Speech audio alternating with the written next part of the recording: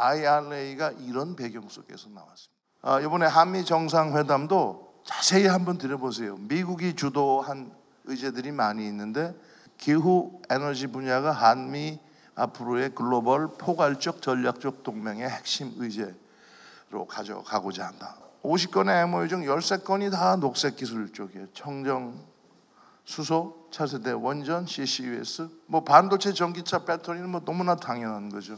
그리고 올해는 이제 UAE에서 기후변화 당사국을 총회를 하는데 작년에 제가 딱 보니까 기후 위기는 계속 심각해지는데 이게 돈, 기술, 권력의 각축장이 되고 있구나. 다음 주에 이제 엘고가 한국에 오는데요. 엘고가 클라이밋 트레이스라는 프로젝트를 딱 들고 왔어요. 그건 뭐냐?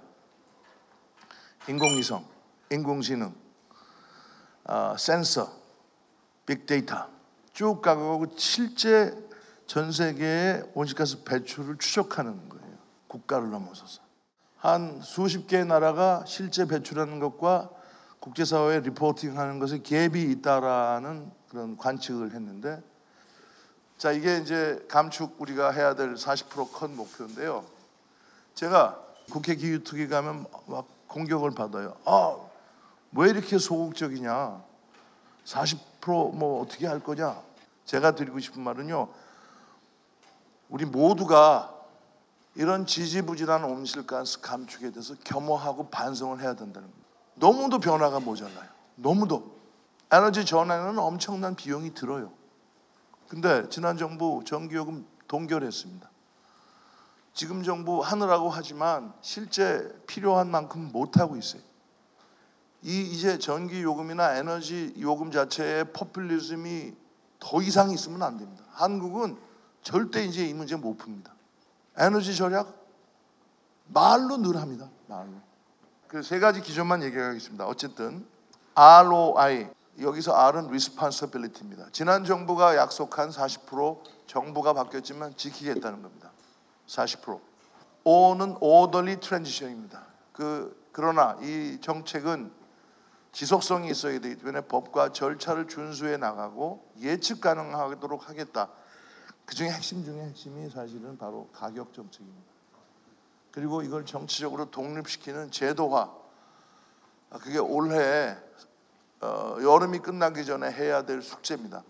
세 번째가 우리 한국은 역시 이노베이션, 과학기술의 승부를 걸어야 되겠다는 거고요. 이걸 위해서 5가지 정책을 집중을 하고 있습니다. 원전 없는 탄소 중립 불가능합니다. 어떤 계산을 해도 나오지가 않습니다. 근데 원전만이 다 할 것이냐? 전혀 아닙니다. 재생에너지 문제는 있지만 재생에너지를 갖고 많은 기술 혁신 솔루션들이 나오고 있어요. 같이 가야 됩니다. 그래서 이 에너지에 관해서 3가지입니다. 탈이념, 탈탄소. 탈탄소가 키워드죠. 탈회길입니다. 하나의 에너지로 문제를 해결할 수 없습니다. 저런 거창한 녹색 기술이 아니더라도 해상풍력만 해도요. 해상풍력의 주민 동의였는데 몇 년 걸립니다. 정부에서 오케이 했는데 실제 가동하는데 한국은 10년 정도 걸리는 것 같아요. 우리가 인가해 준 것도 지금 작동이 순조롭게 된다 해도 2030년 근접해서야 돼요. 근데 저는 이 정도의 속도감과 규제 감각, 책임 감각으로는 그것도 쉽지 않을지도 모르겠다. 주민 동의 100% 받아오라 이런 얘기를 한다는 거예요. 주민 동의 100% 받아오는 해상풍력 실제로 얼마나 가능하겠습니까? 초격차를 유지할 분야, 그리고 새로운 격차를 가져갈 신격차 분야, 그리고 격차를 줄여야 될 분야. 이제 해상풍력 같은 건 진짜 줄여야 되죠. 화두는 뭐냐? 아직까지 답을 못 드리고는 있습니다만 그런 정신이 필요하다는 거죠. 반도체 덕분에 여기까지 왔다고 한다면 탄소 중립 녹색 성장 시대에 반도체에 필적한 것은 무엇이냐? 이 질문을 제가 계속 던지고 있습니다. 배터리라고 얘기할 수도 있죠. 배터리도 굉장히 커질 분야니까. 그리고 다행히 우리가 선두적인 입장을 갖고 있지만 중국의 추월은 상상을 초월할 정도예요. 정말로 새로운 시대의 something new가 뭐냐? 그걸 계속 또 찾고 있습니다. 그래서 사실 미국이나 이런 데서는 탄소 자체를 공략하는 쪽으로 많이 들여다보고 있어요.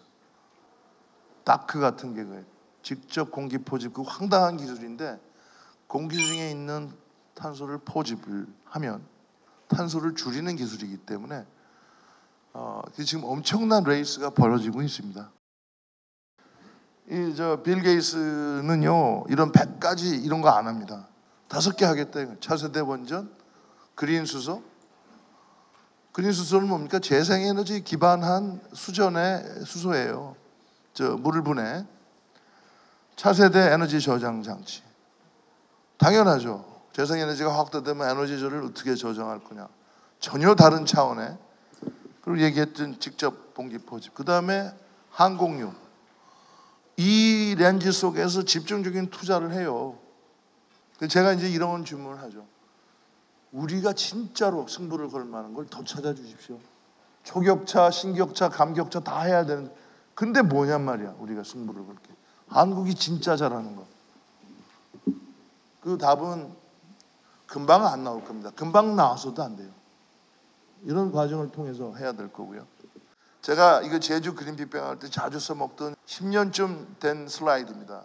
지금은 에너지가 바뀌고 있고 교통이 모빌리티라는 이름으로 바뀌고 있고 커뮤니케이션이 이제는 사물과 사물이 소통하는 시대가 되어 있습니다. 이 3가지 변화가 지금 한꺼번에 오고 있습니다. 제레미 르키프키는 3차 산업이라고 부르고 혁명이라고 부르고 저는 그린 빅뱅이라고 얘기를 합니다. 그리고 그 변화는 엄청난 빠른 속도로 지금 진행되고 있다. 우리가 여기에 성공해야지 뭐 G7 등등 그런 퍼스트 코리아가 될 수 있다는 거고요. 실제로 우리가 기후변화라는 걸 국가적으로 치고 나간 게 2008년 7월 도약고 G8 정상회의였습니다. 그때는 러시아가 저기 들어가 있었어요. 지금 탈락했죠. 이런 클래스가 다른, 저는 뭐 G8, G9보다도 한국은 다른 나라와 다르다. 이제는 미국은 아메리카 퍼스트 그러지만 한국은 그런 글로벌 난제도 한국 차원에서 풀어가고 격이 다른 국가로 갈 좋은 기회인데 지금 기로에 서 있다고 생각하고요. 그 힘은 바로 교육에 있다고 생각합니다.